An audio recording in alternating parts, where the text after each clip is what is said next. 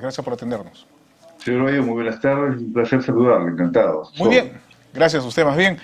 Bueno, su primer comentario respecto a lo que ha sucedido el día de ayer.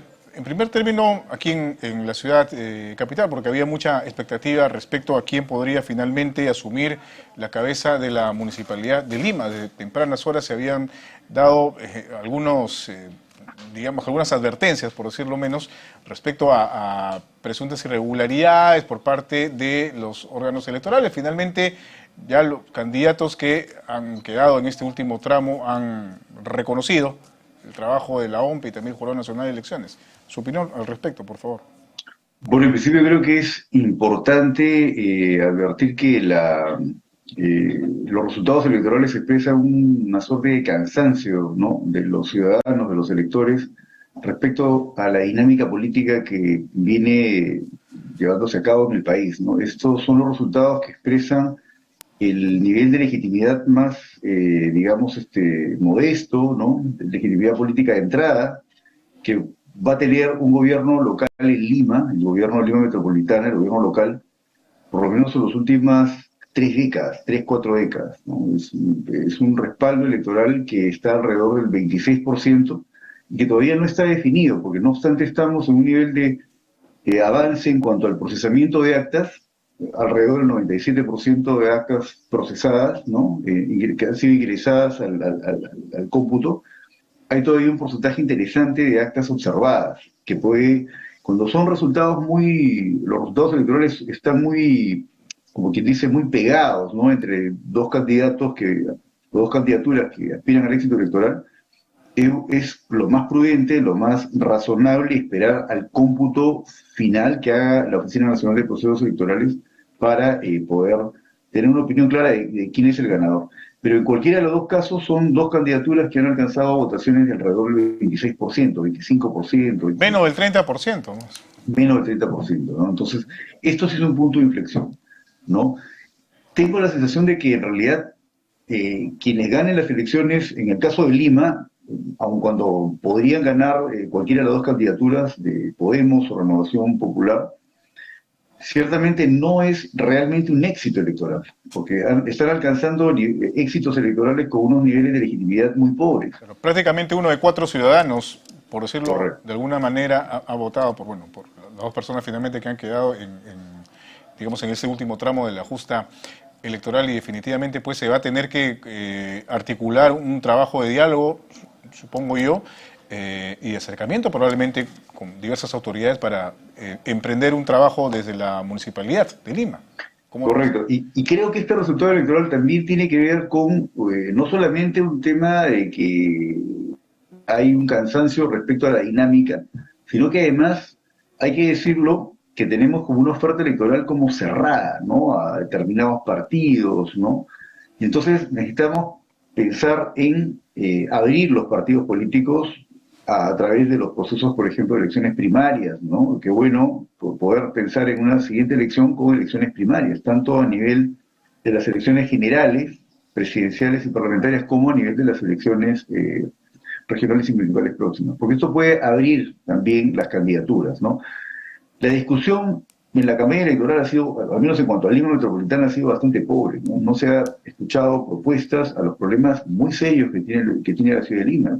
La ciudad de Lima tiene problemas de inseguridad, además en el ámbito de la vivienda. Hay una gran cantidad de ciudadanos, vecinos limeños, que viven en condiciones precarias, ¿no? Y hay hay ahí sí un ámbito de competencia municipal para determinar dónde se puede, digamos, desarrollar viviendas, se puede usar terrenos para la vivienda, ¿no?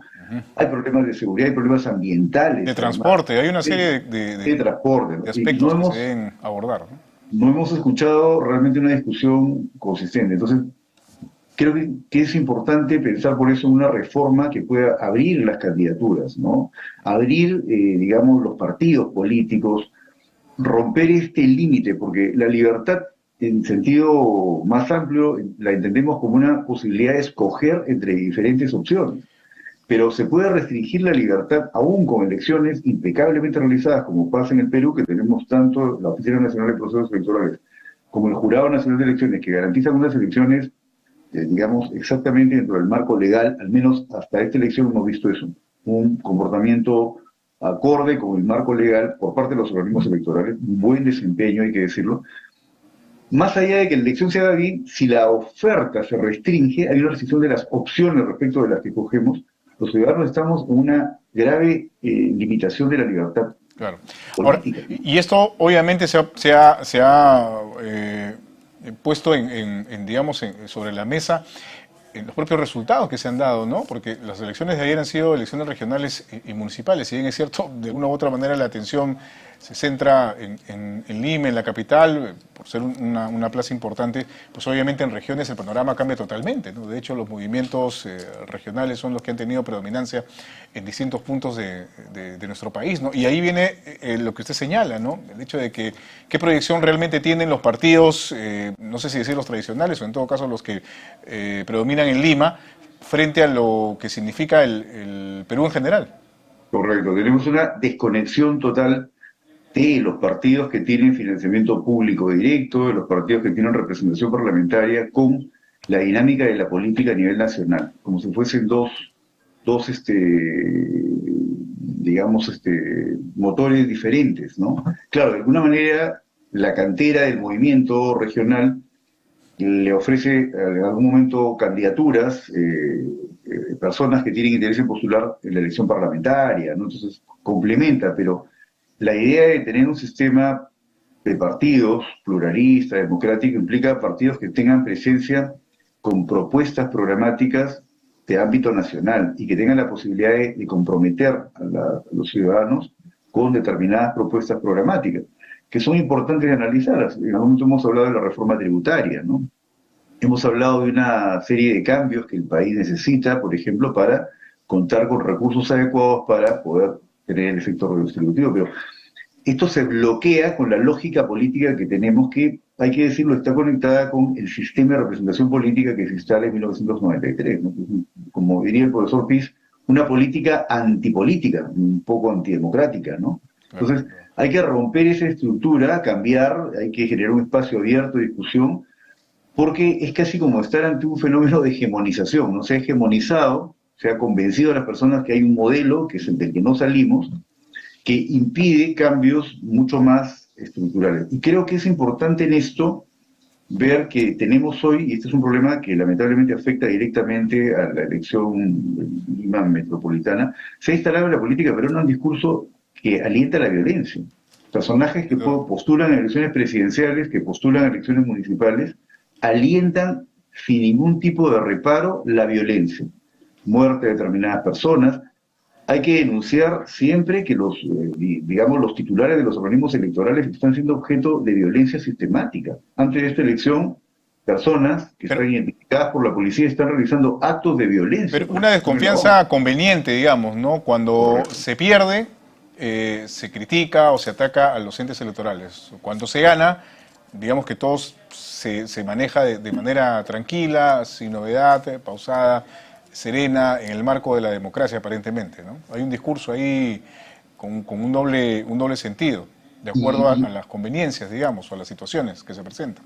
Correcto. Y este componente no es un componente baladí, que no tiene relevancia, pintoresco. Es sumamente grave que el Ministerio Público no esté actuando con la, digamos, rapidez, con la contundencia que se requiere, porque, a ver, así empezó la Alemania que terminó en el Tercer Reich, con actos violentos, grupos violentos que se tomaban la libertad para insultar autoridades, para agredir dirigentes sindicales, con mucha violencia, y eso terminó en la Segunda Guerra Mundial en ese desastre que significó. Entonces, en el Perú no estamos tomando conciencia que las personas, sobre todo las que están en el espectro público, deben hacerse responsables penalmente por las cosas que dicen, si están alentando la violencia, ¿no?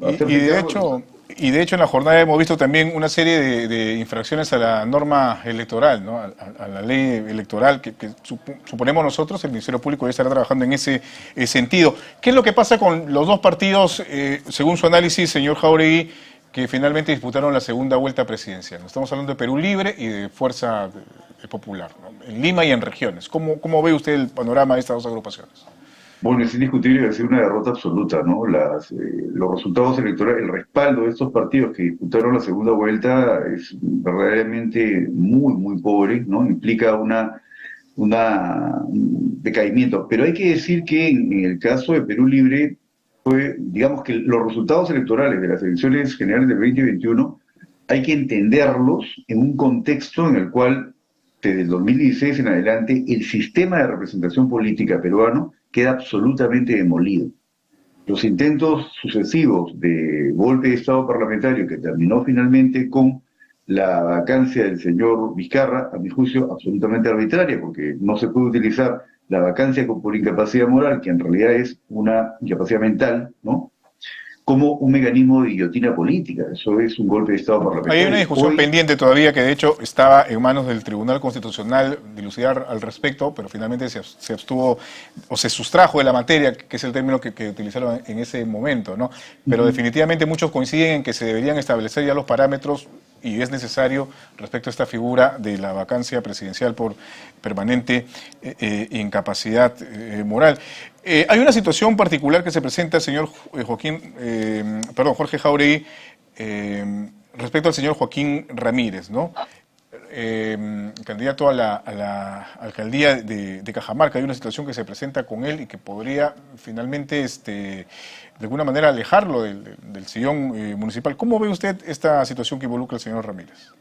Mire, por lo que tenemos conocimiento, por los medios de comunicación, ¿no?, muy general, ¿no?, el caso de esta candidatura en Cajamarca, lo que hay que considerar es qué es lo que ha resuelto el jurado electoral especial respecto a esa candidatura. Yo creo que no han tenido, por lo menos durante la jornada electoral, ya no tenían la condición de candidatos. Porque el jurado electoral especial, que es la instancia correspondiente, administrativa, para determinar qué candidaturas, qué listas, en este caso candidatos digamos, municipales, son las que finalmente ingresan al proceso electoral, hasta donde conocemos, emitió una resolución declarando improcedente la inscripción de la candidatura y retirando esa candidatura.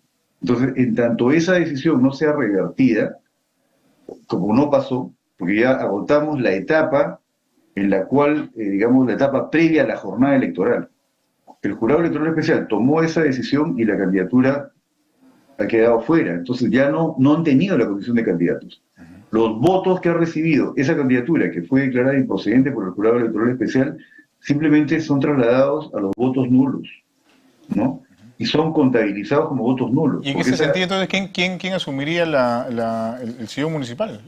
No tengo la información exacta de quién está en segundo lugar, pero la organización política que alcanzó la votación más alta, sin incluir a esta organización política, que no ingresó al proceso electoral realmente, ¿no?, entonces sería la que ganaría. Y como en las elecciones municipales no hay un umbral mínimo de votaciones, se puede ganar con el 18, 20%, 15%, o sea, no hay un umbral mínimo, como sí sucede en las elecciones regionales, que se requiere haber alcanzado el 30% de los votos válidamente emitidos para obtener el triunfo electoral. Si ninguna candidatura alcanza el 30%, van a una segunda elección, una suerte de balotaje entre las dos candidaturas que obtuvieron las votaciones más altas. Eso es a nivel regional, pero a nivel municipal se puede ganar sin ningún umbral, con un voto más.